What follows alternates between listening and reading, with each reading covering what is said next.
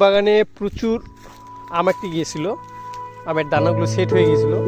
এখন অবশেষে এই আমের দানাগুলো খুলে পড়তেছে, এই যে গাছ থেকে এই যে আটা ঝরে খুলে যাইতেছে।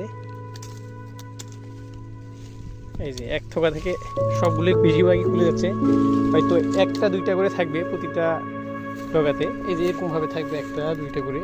আর এগুলো যদি থাকে এগুলি অনেক, কারণ একটা গাছের যে পরিমাণ লোড নিতে পারবে ততটুকুই থাকবে। এই যে এখানে পড়ে যাবে দুই তিনটা, এরকমভাবে প্রতিটা জায়গা থেকে পড়ে যাবে। গাছ যে ভারসাম্যটুকু নিতে পারবে সেইটুকুই থাকবে গাছে। আর এটা হচ্ছে প্রাকৃতিকভাবে। আর আমরা যদি সেচও দেই তবুও কাজ হবে না, কারণ এটাগুলো এত একটা ডালে এতগুলো আম থাকবে না, অটোমেটিকলি পড়ে যাবে। কিন্তু এই বড়গুলো যখন পড়ে যায় তখন খুবই কষ্ট লাগে, এই আমগুলো যখন পড়ে যাচ্ছে।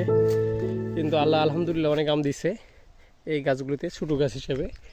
এই যেখানে অনেকগুলো গাছ এই এক ঠোকায় আম রয়েছে, কিন্তু এতগুলো থাকবে না, কিছুদিন পর আবারও পড়তে শুরু করবে বেশি করে। হতাশা হওয়ার কিছুই নাই, কারণ এটাই হচ্ছে নিয়ম। আর একটা গাছে যতটুকু থাকার কথা ততটুকুই থাকবে, খুবই বেশি থাকবে না। এই যে এক জায়গায় কতগুলো, এগুলো থাকবে না, আস্তে আস্তে কমে যাবে। এতগুলো থাকলে তো গাছটা ভারসাম্য নিতে পারবে না এবং আমগুলো বড় হবে না। এই কারণে এই যে আমগুলো যদি আমরা একটু টাচ করি তাহলেই পড়ে যাবে। এটা হচ্ছে আমাদের বাড়িপুর বাগান।